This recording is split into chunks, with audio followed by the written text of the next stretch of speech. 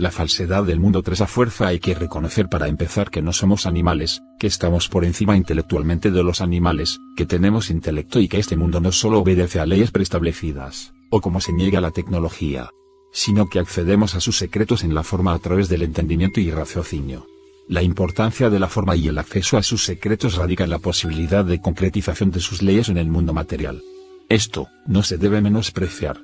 Esa concretización en todo sentido, así como sucede actualmente con el entendimiento concreto de ideas de maneras no existentes en otras épocas más espirituales, debe apreciarse en sus genuinos significados, pues no hay que olvidar que uno de los principales propósitos de Dios es habitar en la materia.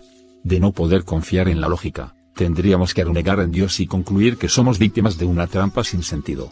Pero lo anterior no es demostrable. Se han reseñado en los 2 artículos precedentes de esta serie explicaciones y demostraciones evidentes de la oscuridad que rodea el mundo y nuestras vidas.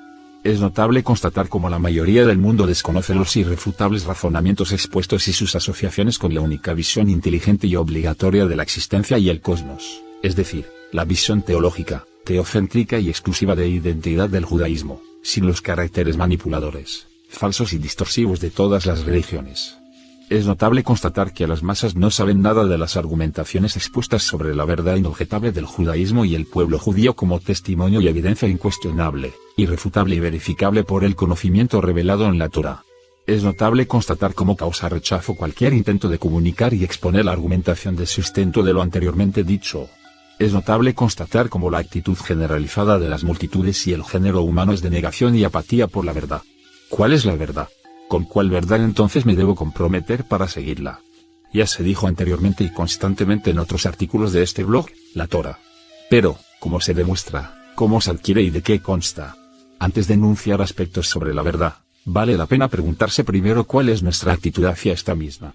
Esto permitirá diagnosticar nuestra condición actual con relación a nuestra adhesión voluntaria a la mentira. La verdad en principio puede no satisfacernos, pues requeriría de un compromiso a seguirla. Este compromiso puede no gustarnos e ir en contra de nuestras conveniencias e intereses particulares. La verdad puede ser inconveniente a una lista interminable de rasgos, midot, negativos de nuestra personalidad, rasgos estos que debemos superar, refinando así nuestro carácter dentro de los términos éticos y morales de la Torá.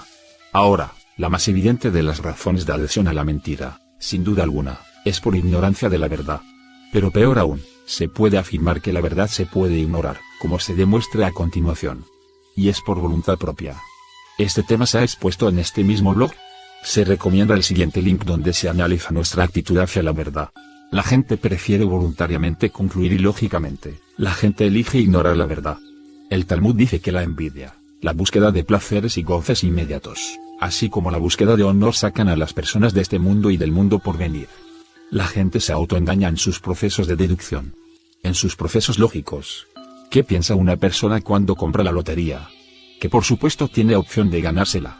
No importa que la opción de ganarse la lotería sea 1 en 10 millones. ¿Quién quita? De pronto me la gano. Sin embargo, a la hora de exponerse al SIDA en una relación sexual casual, concluye, no. A mí no me puede llegar una probabilidad de contagio. En este caso, ahí sí no hay probabilidad. Para la lotería, sí, para el SIDA no. ¿Hay lógica en estas deducciones? ¿Son casos aislados? Claro que no. ¿Estamos siguiendo un camino lógico en cada una de las áreas de nuestras vidas? No. ¿Estamos siendo responsables con nuestras vidas? No. La mente y el intelecto es lo que nos diferencia de los animales. Es el crisol de fuego que nos prueba para poder acceder a las realidades emocionales y espirituales de la divinidad. Es un regalo dado al ser humano. Entonces, ¿cuál es la explicación de todos nuestros ilógicos comportamientos y deducciones? La respuesta la encontramos en aquel arquero cuyas flechas todas estaban justo clavadas en el centro de un blanco de tiro pintado. Cuando se le preguntó cómo había adquirido tan experta pericia para dar siempre en el centro del blanco de forma exacta, contestó, yo lanzo mis flechas a cualquier lado, y después voy y les pinto el blanco con el centro en la punta de la flecha. Casi que se podría afirmar que todo el mundo escoge su forma de conducta y la amolda a su particular cosmovisión. El que hace más que yo, es un fanático, el que hace menos, un libertino. Siempre hay pretextos que nos justifiquen. Como aquella persona que estaba buscando un objeto perdido en cierto lugar que tenía buena iluminación. Cuando le preguntaron en dónde había perdido ese objeto, señaló una zona oscura.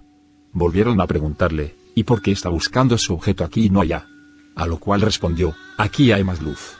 Las personas no solo escogen voluntariamente ignorar la verdad, no solo moldan su conducta a su cosmovisión, no solo encuentran siempre pretextos para justificarse, sino que también les da pereza buscar la verdad, les da pereza pensar, ir más allá, con la única excepción, generalizada en todo aquel ajeno a la Torá, de esforzarse para satisfacer sus deseos de placer, honor y enriquecimiento.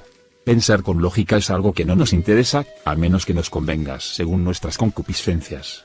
Infortunadamente tampoco nadie quiere saber lo que verdaderamente le conviene, definido en la Torá. Pensar con lógica solo se puede aprender. Es un entrenamiento. No puede ser un regalo. Simplemente así no funciona la realidad. ¿Puedo acaso aprender y ser un experto en jugar tenis si nunca practiqué? Claro que no. Cualquier destreza física e intelectual requiere de entrenamiento, aprendizaje, esfuerzo. Esto es evidente. ¿Acaso hay que demostrarlo? Igual sucede con el proceso de pensamiento lógico. Igual sucede con los sentimientos. Se debe aprender y practicar. ¿Y cómo se aprende y se practica? No precisamente con lo que buenamente se me ocurra, por inspiración divina, por lo que me dicte mi corazón o por lo que Dios me dijo, como argumentan algunos facilistas manipuladores, canciones, slogans, películas. La lógica solo se puede enseñar. La mente y la práctica es el camino para llegar al corazón, objetivo de Dios para con el hombre. En la Torá está escrito, ¿qué quiere Dios de ti? Un corazón limpio. Tu corazón. No obstante, también dice la Torá, que el corazón del hombre es engañoso, no es confiable, que es corrupto, que nos lleva a la perdición.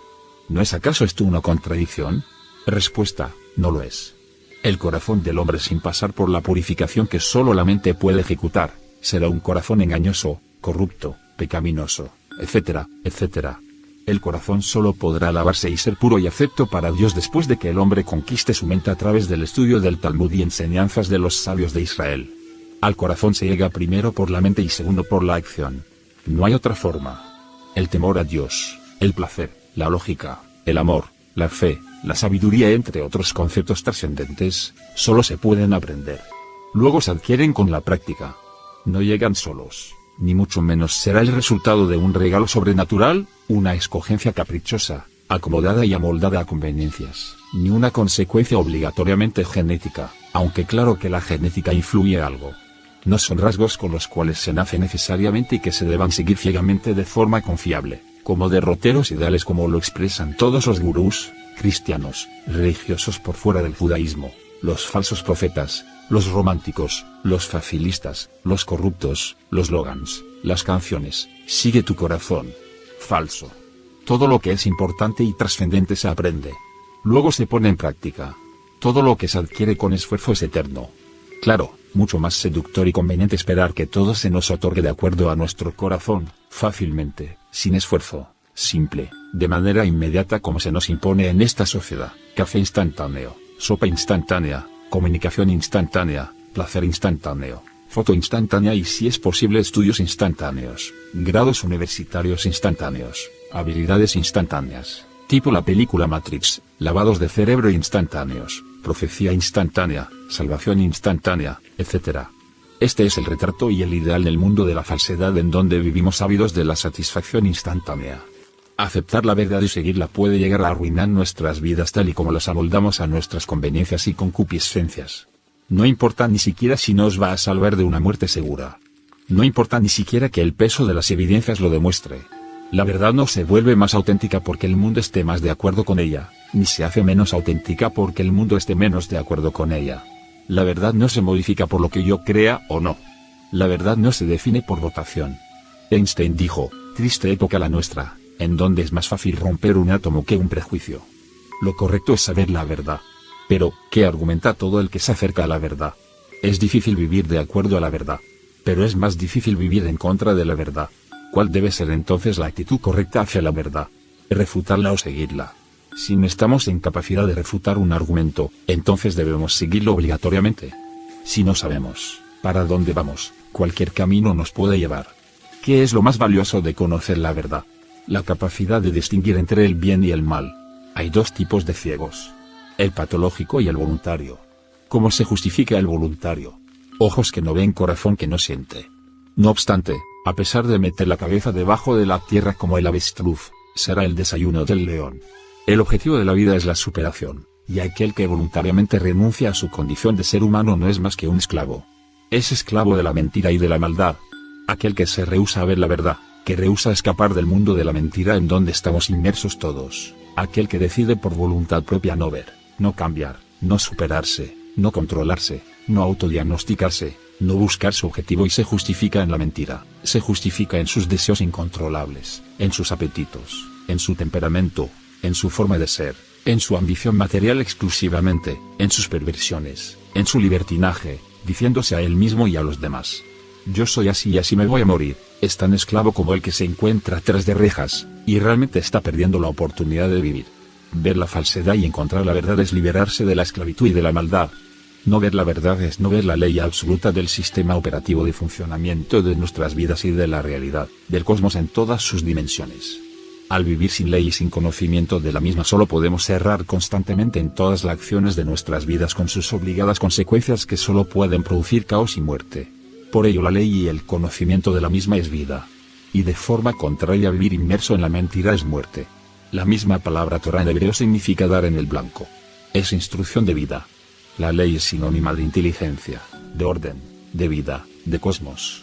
Pareciera imposible pensar lo contrario, y sin embargo es evidente como las masas enteras de la humanidad se adhieren a un paradigma de vida en donde la libertad es entendida como un ideal de irresponsabilidad, de depredación, de justificación, de satisfacción, de confort, de seguridad egoísta, de placer material, de placer sexual, de intolerancia al prójimo, de aceptación de lo incorrecto, de transgresión de la ley sin consecuencias, de depravación y tolerancia a la ignorancia y la maldad bajo la consigna de respeto de las libertades ajenas, etc. En fin, todo al revés de lo que sí es demostrablemente lógico y correcto. ¿Se puede demostrar cuán inversamente están asociados los conceptos de esclavitud y libertad? Claro que sí. El mundo entero y su historia están repletos de ejemplos irrefutables. ¿No son lo suficientemente evidentes en todo el mundo? Bajo la bandera de la libertad se han llevado a cabo todo tipo de crímenes y abominaciones individuales y nacionales a lo largo de la historia. ¿Cuáles son los síntomas de descomposición del ser humano, cobijados bajo la consigna de la libertad? Están tan desvirtuados todos los conceptos de entendimiento de la realidad, que tocaría primero redefinirlos todos. A esto han contribuido mucho las falsas religiones. La esclavitud, por supuesto, está igualmente definida engañosamente, que se piensa que la ley es sinónima de la misma. ¡Qué estupidez mayor! ¿Se debe pensar que someterse a un tratamiento de toma de medicamentos plenamente definidos y preestablecidos a horarios estrictos como una forma de esclavitud? ¿Se debe entender que es mejor no someterse a dicho tratamiento sanador y benéfico solo porque restringe mi libertad de elección? Claro que no. ¿Es esclavitud prepararse para vivir adecuadamente y en su justa medida? ¿Es esclavitud estudiar para entender la realidad? ¿Es esclavitud comprometerse con obras de bien solo porque no es lo que a mí me gustaría hacer? ¿Es esclavitud comprometerse con lo que se debe y no con lo que se quiere? ¿Es esclavitud el funcionamiento de la ley? Claro que no a todas las preguntas. ¿Qué pasa si no hay ley? Solo queda la alternativa del caos, sinónimo de maldad, de muerte. ¿Del lado de quién está la razón? ¿Qué es lo deseable? ¿El caos o el orden? ¿La ley o la criminalidad? Que cada cual decida. Claro, la respuesta irrefutable a las preguntas anteriores dependerá de quién es el que define la ley. Y aquí se responde. La ley que irrefutablemente define no solamente los conceptos correctos de esclavitud y libertad, sino todos los conceptos que definen la realidad, es la ley de Dios, ley divina. Toda insinuación hasta ahora mencionada sobre la ley hace referencia a la ley divina. Y se ha querido en todo momento definir el término ley dentro de un marco de referencia absoluto, que abarque todos los aspectos visibles e invisibles de la realidad. Ley definida por uno de los nombres sagrados de Dios, denominado Elohim, atributo de Dios que define la creación y la gobierna bajo el marco de referencia de lo que podríamos llegar a calificar, y solo de manera muy aproximada, como naturaleza. Debe evitar atribuirse los milagros del universo y su funcionamiento a una fuerza imaginaria llamada naturaleza. Termina este proveniente de ideologías idólatras y contaminantes de la percepción de la realidad, que evita reconocer al Dios viviente bajo el velo de una entidad inexistente y vacía de revelación. Este atributo divino que gobierna el universo bajo el calificativo sagrado de Elohim, se explica y se revela en el estudio de la Kabbalah. Aquí solamente se hace una breve mención a este trascendental conocimiento de Dios. Vivimos en un mundo cuyo marco de referencia principal se define por la ley, es decir, por el atributo Elohim de la creación. En forma condensada y en términos cabalistas al mundo, cosmos, universos, materia, etc., se le denomina como Malhut, reinado. La palabra hebrea para el mundo es olam, que significa ocultamiento. Dios se oculta tras la máscara de la naturaleza para que nosotros lo revelemos. En Malhut se manifiestan todas las dimensiones superiores e invisibles. Es el mundo de la revelación de forma física de todos los mundos espirituales. Y todo lo que en principio se revela en Malhut obedece a la ley, Elohim, bajo la cual se esconde Dios mismo. No hay tal que exista una ley por sí misma. El Eterno la hace manifiesta acorde a su voluntad, pero esta voluntad es confiable y predecible solamente porque procede de la inteligencia única y soberana, cuyo atributo primordial para con nosotros es la bondad. Por lo tanto debe en principio ser confiable para nosotros. No es un capricho del Todopoderoso. Es infinitamente sabia.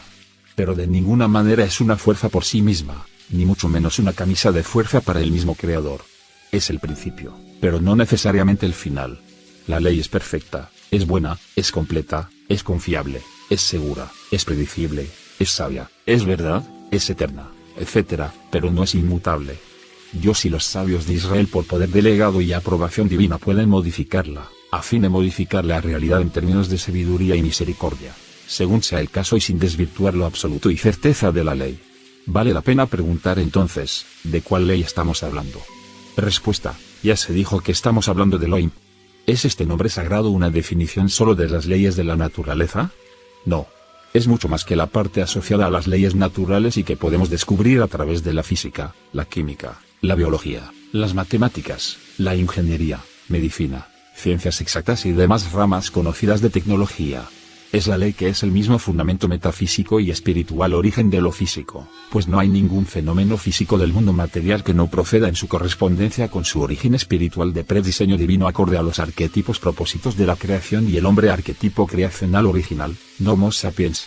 Sin el conocimiento de la ley todo es falsedad y mentira en nuestras percepciones y adhesiones de la vida.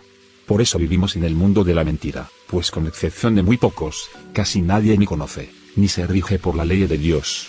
Es la ley cuyo verdadero fundamento es moral en la interpretación infinita de amor, bondad, altruismo y placer, y que solo es posible intuir en su expresión con los atributos, si se quiere infinitos y si así se le puede llamar, del Creador. La ley que define la creación es moral. La ley que define todo aspecto material físico es moral, es amor infinito, y por ello es verdad. De aquí que la verdad sea sinónimo de bondad, amor y placer en la persona justa. La verdad duele en la misma medida que seamos o estemos más y más sintonizados con la maldad y la mentira. No hay absolutamente nada en el mundo de Malhut que como tal tenga una característica y fenomenológica en la realidad que no tenga como raíz un porqué espiritual basado en ese único aspecto moral divino.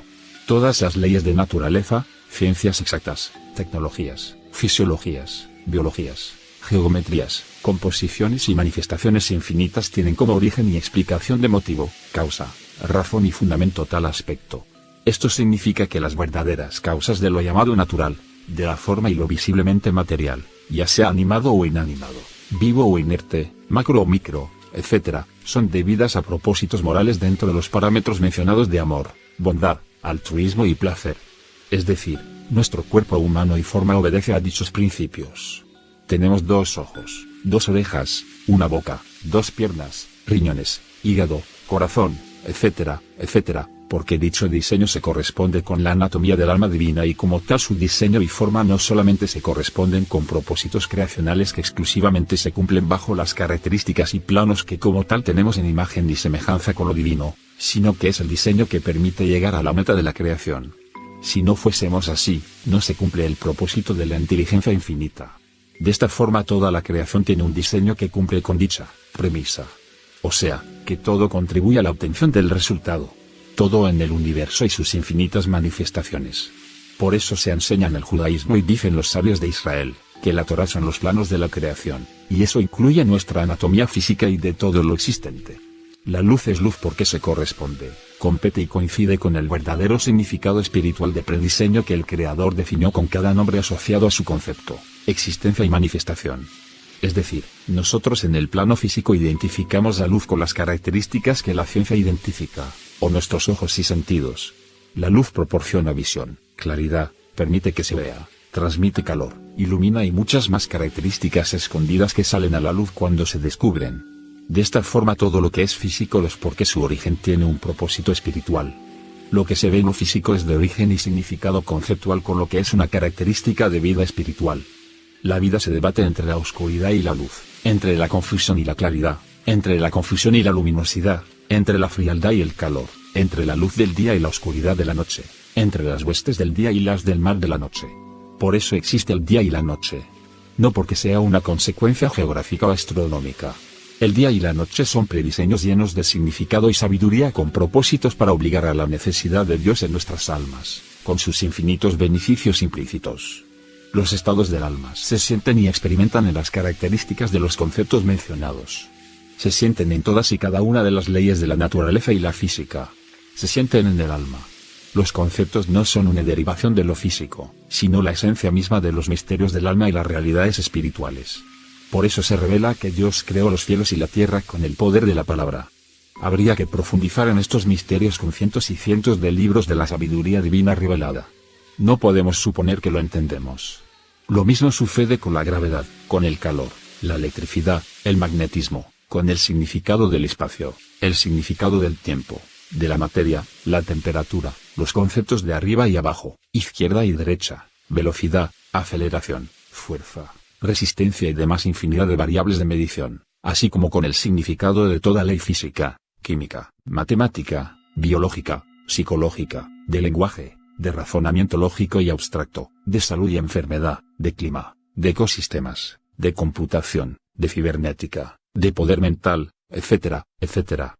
Su realidad de origen es espiritual. No es física. Este es el significado de lo que relata la Biblia, la Torá en el libro del Génesis, cuando dice que la creación se hizo con la palabra de Dios. Y Dios dijo sea la luz y fue la luz. ¿A cuántos conceptos trascendentes podemos asociar la palabra luz? No se trata de poesía, ni humanismos. Es una metáfora o arquetipo divino celestial. El idioma, todos los idiomas, y el lenguaje son arquetipos prediseñados por Dios en las realidades espirituales y no tienen nada que ver con las proposiciones ignorantes de arqueólogos, antropólogos, psicólogos y demás desvaríos del mundo de la mentira. Para profundizar un poco más en estos misterios de la palabra como fuente de creación material se recomienda se estudie el siguiente artículo de este blog y del cual dejo el link a continuación. A la mente no entrenada y conexa a un corazón no sintonizado ni sensible a estas realidades descritas, le será casi que imposible entender todo lo anterior tal que se le genere en su interior inquietud alguna que pueda traducirse en una ínfima parte aceptación y credibilidad de lo expuesto. Aunque en principio esto sea de difícil comprensión, no lo es cuando se presentan las asociaciones y explicaciones respectivas de la infinita gama posibles de dilucidaciones en este aspecto espiritual. Estas son las realidades y conocimientos que el sabio y erudito en los secretos del cielo pueden entender y ver. Este es el tipo de conocimiento que define los principios de la sabiduría y que es posible acceder a través de la Torá. Es la comprensión que se obtiene a través del estudio cuando se avanza en ella en todas sus facetas, pasando por el Talmud, el Zohar, Etz Haim, la Cábala luriánica y la inmensa literatura revelada por los sabios de Israel, proceso mismo este que según afirman algunas fuentes dentro de los mismos cabalistas, puede tomar más de 5 reencarnaciones efectivas en avance. A fin que estos postulados puedan ser mejor comprendidos y no queden en el vacío sin aparente comprobación, se pueden ejemplificar algunos eventos de forma explícita. Sin embargo, se hace necesario aclarar que siendo en apariencia el objetivo de estos ejemplos siguientes revelar algunas pocas asociaciones de leyes de la física naturales con posibles explicaciones de significación espiritual como origen de la misma ley, tal que se encuentre una respuesta al porqué de lo físico, lo que a continuación se expone de índole espiritual no pretende ser la respuesta completa. Son solo pequeñas asociaciones que distan enormemente de las explicaciones verdaderamente ajustadas a la dilucidación de la ley física, pues cada variable física, es de suponer, esconde infinidad de secretos y significaciones espirituales en armonía y correlación con absolutamente todo. Más aún, no es solamente que cada variable física provenga de los reinos espirituales, sino que absolutamente todo evento e interacción humana, toda manifestación natural y actividad sin importar su grado de complejidad, de significado, de profundidad en los terrenos de lo material, lo psicológico, lo social, lo sentimental, lo emocional, etc., todo siempre es una parábola de asociación con su origen y prediseño espiritual. Los verdaderos misterios y profundidades de la sabiduría esencial pertenecen precisamente al mundo espiritual y su nexo con el propósito fundamental de la creación que se resume en el placer infinito que Dios dará a la existencia en la meta final alcanzada. Profundizar en el significado de la parábola y sus infinitas manifestaciones con ejemplos claros de nuestras rutinas de vida, tal que se hagan explícitas las correlaciones en detalle de cualquier actividad humana con un evento natural y que al mismo tiempo revele el origen, significado y propósito espiritual se deberá tratar en un capítulo exclusivo aparte. De hecho, el tema en sí es para que sea factible desarrollarlo no en un capítulo, sino en libros y libros. Considérese los procesos naturales de la agricultura con sus características propias de la actividad en sembrar y cosechar. Son muchas las lecciones que se pueden extraer y asociar a nivel de parábola para extraer los significados espirituales de esta actividad física a los propósitos trascendentales del ser humano. No se trata de adaptaciones forzadas e imaginativas del pensamiento y el intelecto humano. Las asociaciones son factibles simplemente porque corresponden al diseño original preconcebido en la mente del Creador para con nosotros. Nosotros comemos y nos vemos obligados a innumerables procesos y prerequisitos necesarios para poder mantenernos con vida a través de la necesidad de alimentarnos. Esto no es un evento fortuito de la naturaleza per se. Se podrá argumentar todo lo que se quiera en términos de nutrientes, de vitaminas, de calorías, de energía, de biología, de células, de sistemas biosostenibles, etc. Pero de nuevo, esto no explica absolutamente nada. Son solo descripciones. Todo lo que rodea de forma explícita e implícita los procesos de siembra y cosecha, de la ciencia de la agricultura, de los significados de la semilla, de la tierra, del agua requerida, de la lluvia, de los fertilizantes, del crecimiento de la planta, del fruto producido, del cuidado del fruto, de sus propiedades, de las amenazas por plagas, de los métodos de siembra, de recolección, del sabor del fruto, de su ingestión, sus propiedades y beneficios, etcétera, etcétera, son de hecho parábolas de asociación directa a lo que el hombre se constituye también como un proceso de siembra y cosecha con semilla. Nuestra existencia con todo su proceso de gestación, crecimiento, maduración y muerte no solo es un proceso físico, sino espiritual que coincide exactamente, como parábola, con las fases y desarrollos que se dan en los procesos de agricultura. Hechas las anteriores aclaraciones, pasamos ahora sí a ejemplos concretos. Uno de los temas y aspectos más relevantes del significado y propósitos de la existencia, es el asunto del egoísmo. En efecto, este rasgo de nuestra naturaleza de comportamiento y esencia es más que solo un atributo de nuestra personalidad. Es la variable y característica por excelencia que esconde todos los secretos de la creación, pues es la única cualidad que es nueva en la formulación de la obra de Dios. Es lo único que no existía antes y que ahora existe, sin que se cuestione la inmutabilidad y totalidad absoluta del Creador antes, después y siempre, sin que se objete ningún aspecto de carencia de Dios en su precondición antes de la existencia del universo. El aspecto del egoísmo no desafía en nada las definiciones absolutas de la divinidad.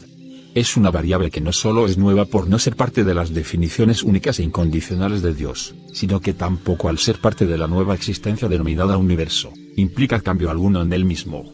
No implica cambio. Que el universo tenga comienzo y sea una realidad nueva, no significa, ni conlleva que haya ocurrido una modificación en las definiciones absolutas de Dios. De igual forma tampoco se vuelve en una característica que ahora se integre, combine o une a su esencia y definición. Dios sigue cumpliendo con la definición sin cambio, y aún así hay algo nuevo en la existencia. El egoísmo. Esto es susceptible de explicarse muy extensamente trayendo a colación muchas más variables necesarias al esclarecimiento de este concepto, pero baste mencionar solamente como ejemplo el atributo primordial de definición del Eterno y que corresponde a la bondad o deseo de compartir. Dios solo puede dar y no puede recibir, pues no tiene carencias. De aquí se concluye que el egoísmo es nuevo, pues es imposible que sea parte de Dios mismo, y es nuevo y a la vez externo a Él. Sin embargo, y no es extraño con la sabiduría dialéctica que siempre subyace detrás, que Dios no sea capaz de recibir, no es completamente cierto. En efecto, hay revelaciones provenientes de la misma Torá que implican que sí hay espera del Eterno en recibir algo que no también sería nuevo para Él. Y es el placer adicional que recibe en la transacción de dar y recibir con sus hijos arquetipos finales del propósito de la creación que es placer. Por ejemplo, en el libro de Michael Lightman Alcanzando los mundos superiores, que es una obra extensa de más de 700 páginas, todo gira en torno a explicaciones del placer derivado en términos celestiales o divinos de la transacción dar y recibir. Sería necesario introducir aquí los conceptos cabalistas para explicar estas aparentes contradicciones, en donde se discute qué es la esencia y qué es la nada, qué significa una creación ex nihilo, el cómo la nada se constituye en el algo, y muchas más definiciones necesarias. Pero no es tema a tratar ahora aquí. En lenguaje cabalista el egoísmo se expresa de forma habitual como el deseo de recibir para uno mismo, mientras que su opuesto, es decir el altruismo perfecto, se le define como el deseo de dar y compartir. Sobre estos dos conceptos se desarrollan innumerables tópicos y argumentaciones de los principales cabalistas de todos los tiempos. Es el concepto de principio para dilucidar en cadenas de razonamiento sin número de asociaciones explicativas de la creación del hombre y el universo. Hay cientos de libros y tendencias de Kabbalah que tienen como principio de desarrollo este tópico. Por ejemplo, los cabalistas conocidos como Michael Lightman, el Baal HaSulam, Philip Sberg, Michael Portnar, por mencionar solo 4 ejemplos, tienen decenas de libros cuyo principal punto de enfoque explicativo parte del deseo de recibir para compartir, es decir, la transformación del egoísmo en altruismo perfecto, siendo este el objetivo final del propósito de la creación. Aunque a primera vista parece sencillo el concepto, no lo es.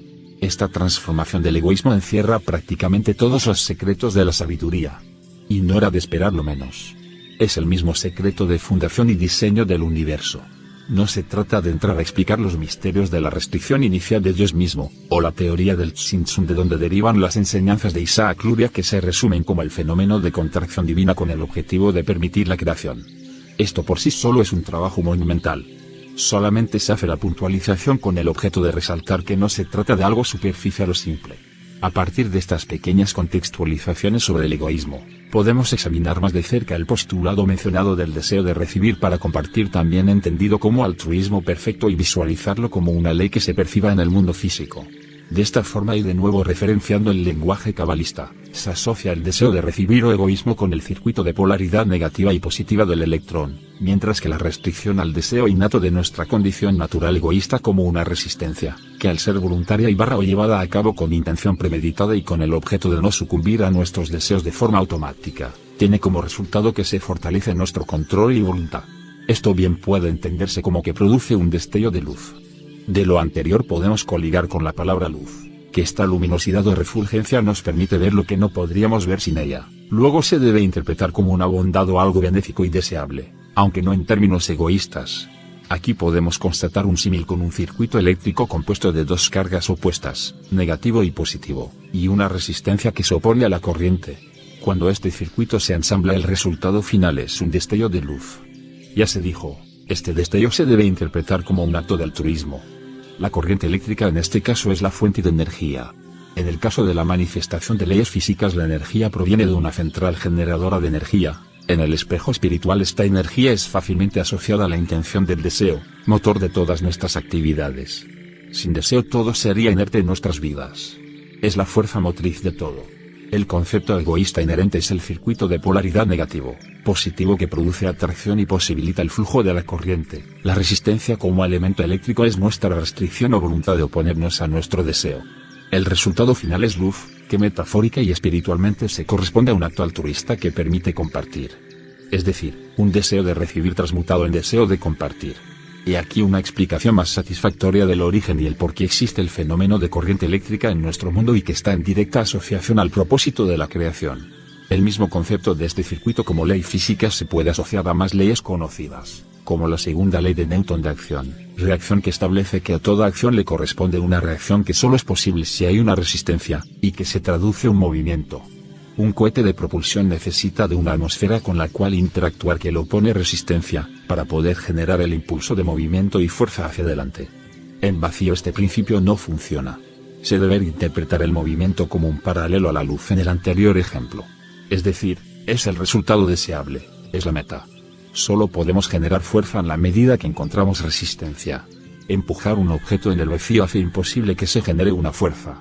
La respectiva asociación de este concepto físico con aspectos espirituales es más que evidente y obvia en toda la conocida filosofía de la superación personal y el esfuerzo como mecanismos de progreso.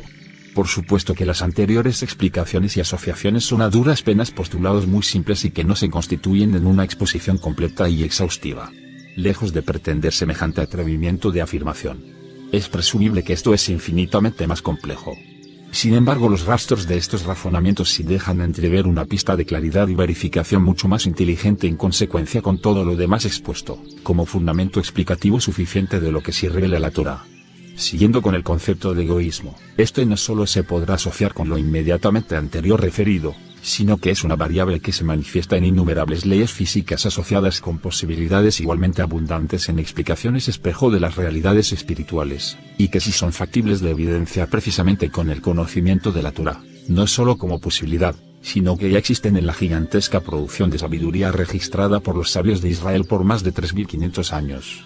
Es así que este solo rasgo del egoísmo podría asociarse a variables físicas como la gravedad, como ley de atracción, los agujeros negros en el espacio, la fuerza centrípeta, el magnetismo, los procesos de congelación, etc., para citar solo unos cuantos ejemplos. Y que tampoco se piense que se entiende muy fácilmente el concepto de egoísmo, pues muy evidentemente podemos asociarlo a una cantidad muy numerosa de rasgos derivativos enfermizos y fatales como adicciones, ambición, codicia, envidia, gula, deseos desenfrenados, celos, la avaricia, la lujuria, el orgullo, etc.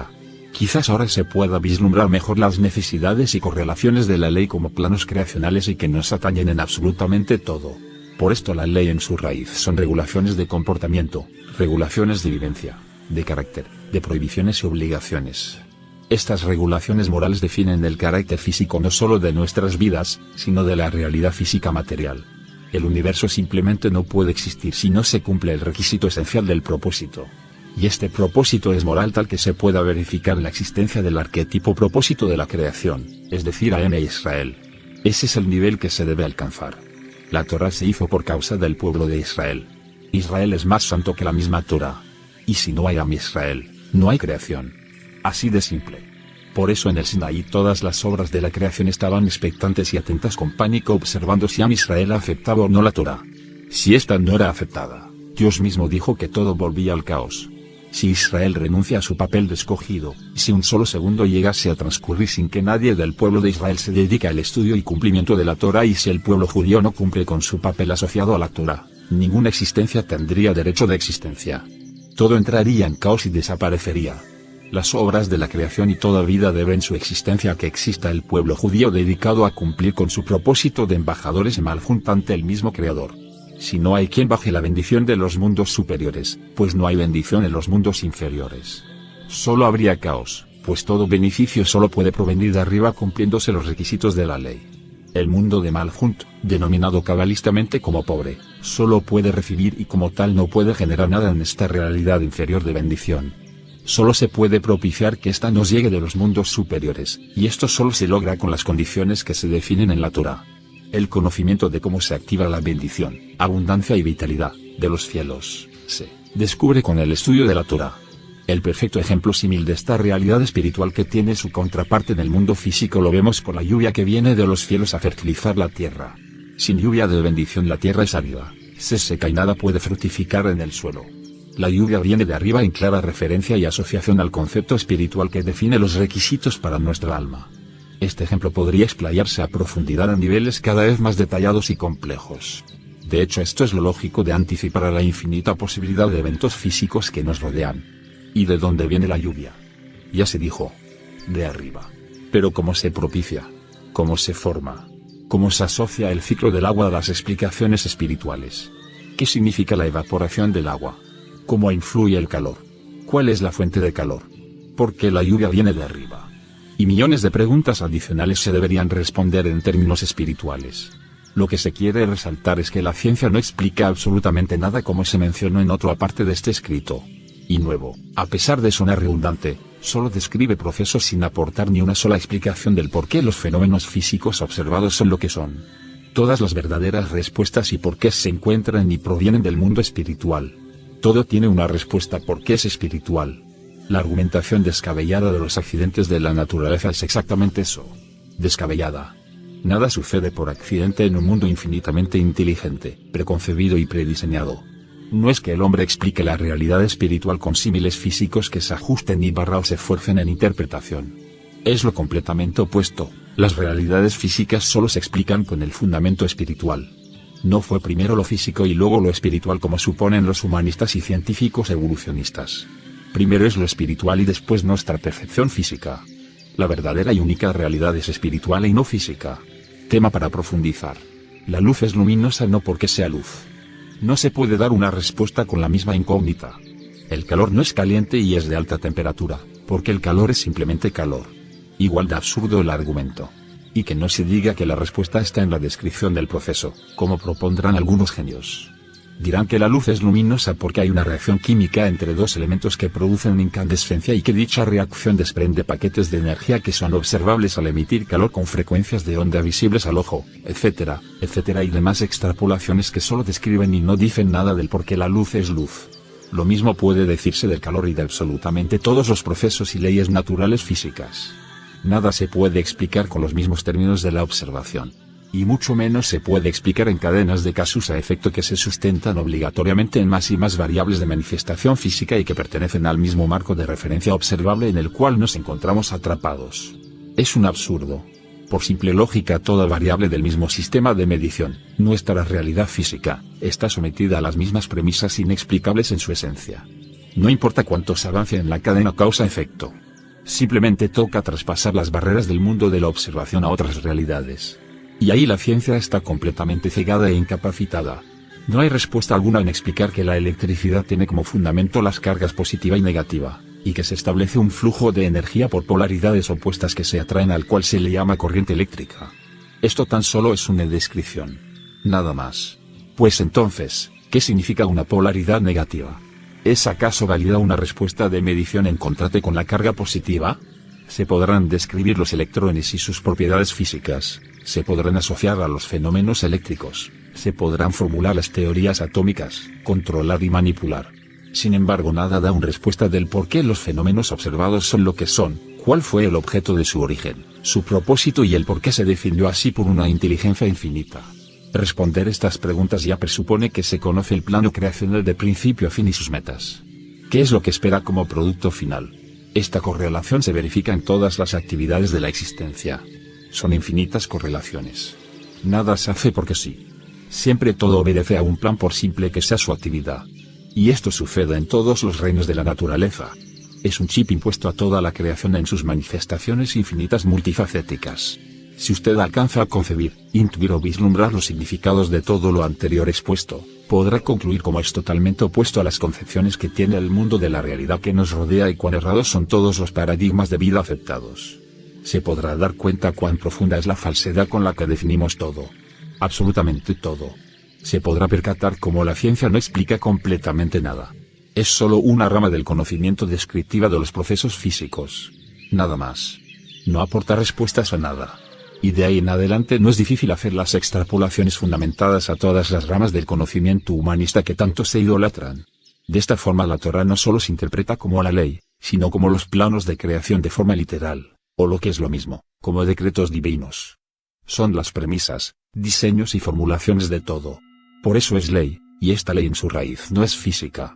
Esta ley es moral y como tal todo se ajusta a esta finalidad, tal que el resultado final al cumplirse la ley se alcance en el propósito de amor, bondad, altruismo y placer infinito.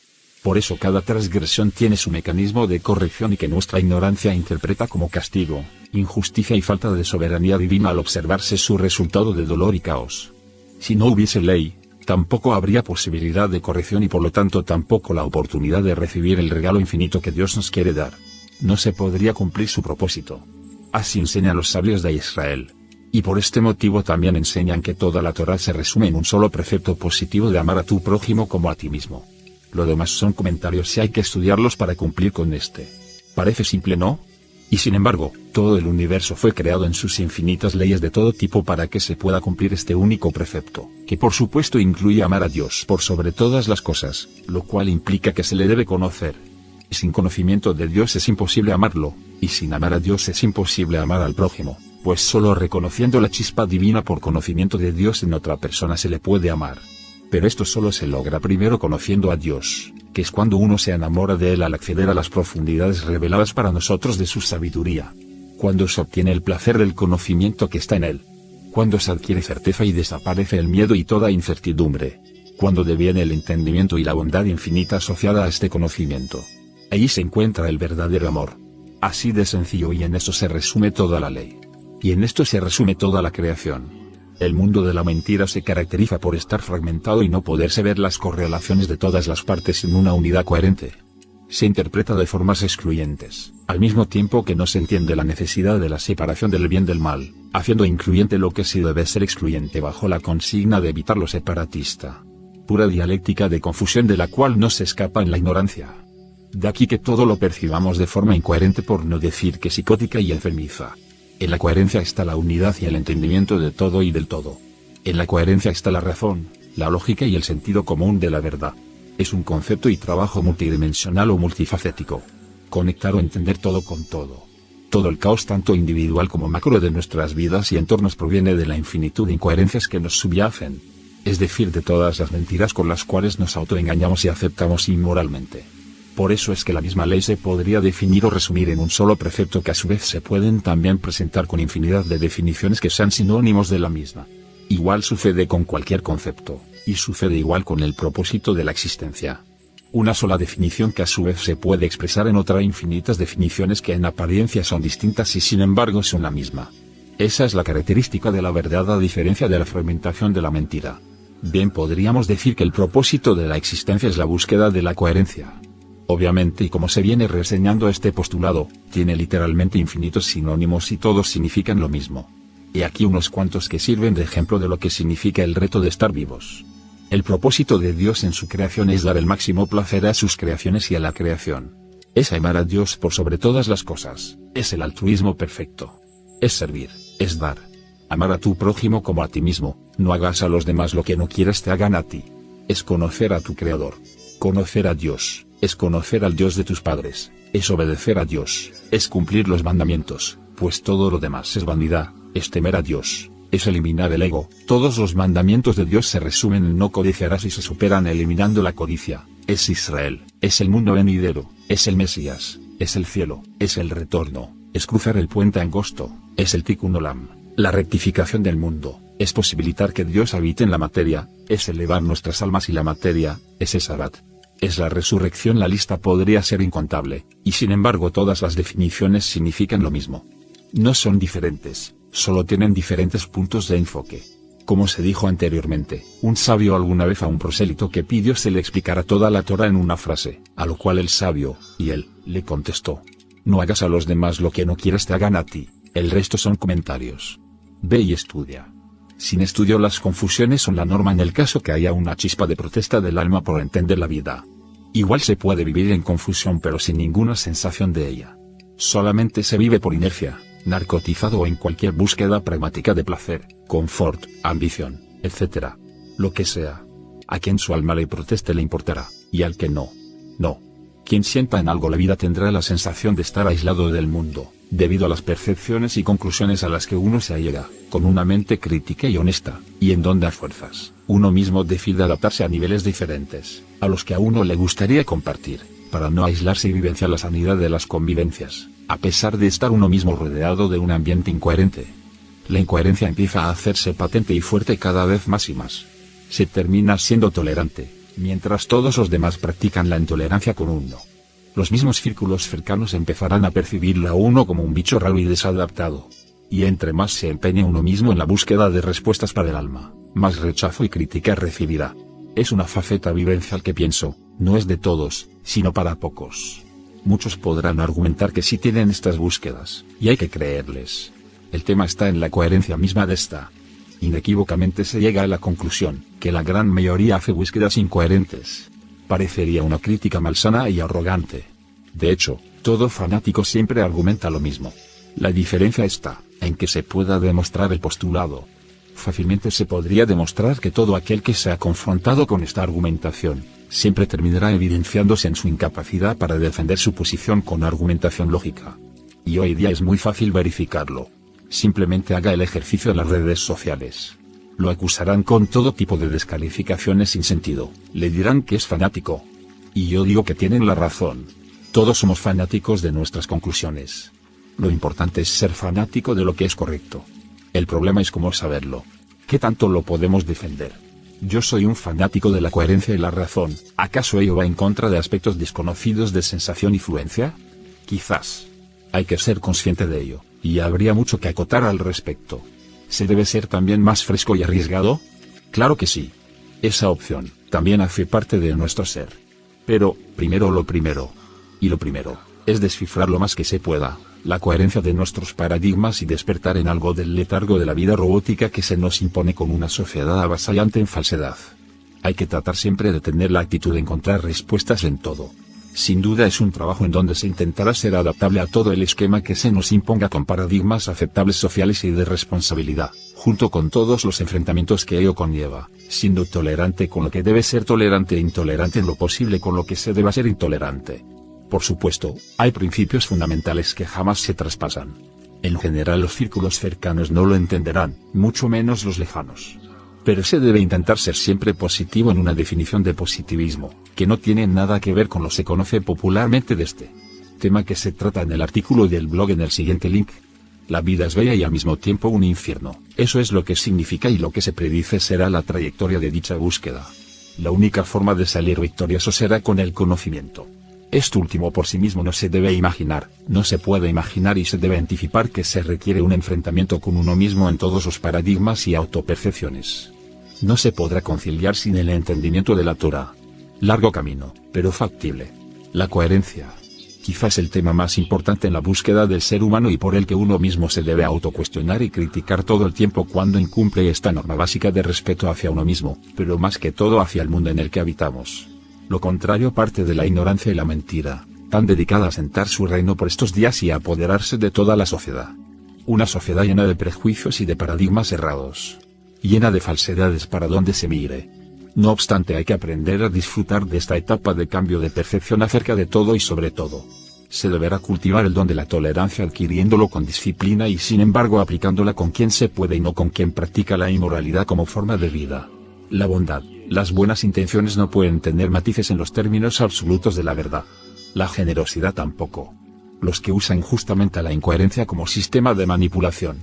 El conocimiento o el saber hoy en día es tan limitado que el común de la gente lo mira como algo que molesta, que huele feo, como arrogancia. Es como tener un virus, mostrar algo de conocimiento o alguna opinión fundamentada que vaya en contra de la unanimidad aplastante e irracional. A ver usted que sabe tanto, dicen por ahí esos sujetos que conocemos en Colombia, por ejemplo, como mamertos, con el agravante de que ahora son el 99% diría yo.